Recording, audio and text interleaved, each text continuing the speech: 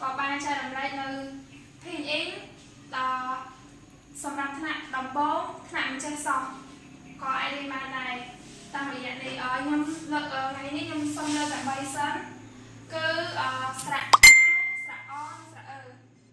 ហើយស្រៈវានេះអាខាងនេះអាថា in mu នឹងយើងសង្កត់ដោយសារនេះស្លេទី4ហើយនេះស្លេទី3 mu in mu អញ្ចឹងយើងចាប់តាមបានបងប្អូនគ្នាa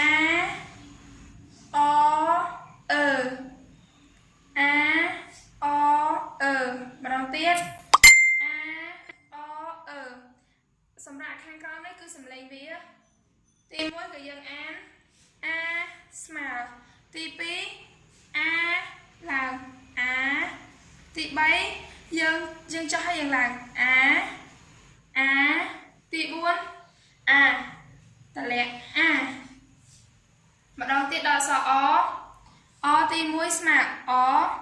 ទី2ទី3ទី4សម្រាប់អក្សរទី1ទី2ទី3ទី4ឥឡូវខ្ញុំសូមបង្ហាញម្ដងទៀត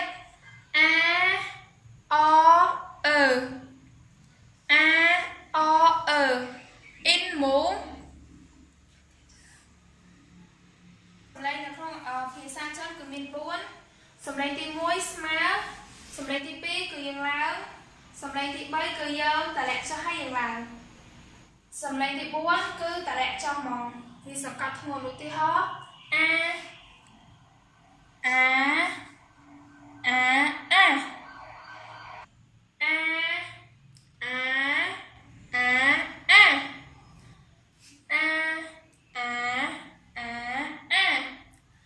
ដល់អក្សរ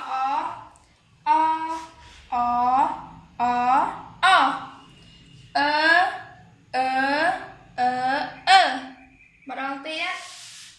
in mu សម្រាប់សំឡេងទី1ស្មើសំឡេងទី2ឡើងសំឡេងទី3ចុះនឹងឡើងសំឡេងទី4ចុះសំឡេងទី1សំឡេងទី2សំឡេងទី3សំឡេងទី4សំឡេងទី1សំឡេងទី2សំឡេងទី3សំឡេងទី4សូមបញ្ចប់ស្រៈនេះតំណឹងសូមរងចាំពេលក្រោយទៀតសូមចាំនៅសប្តាហ៍ក្រោយម្ដងទៀតទៅស្រៈតមកទៀតអរគុណសម្រាប់ការទស្សនានៅវីដេអូឃ្លីបនេះសូមខំតែអ្នកចូលរួម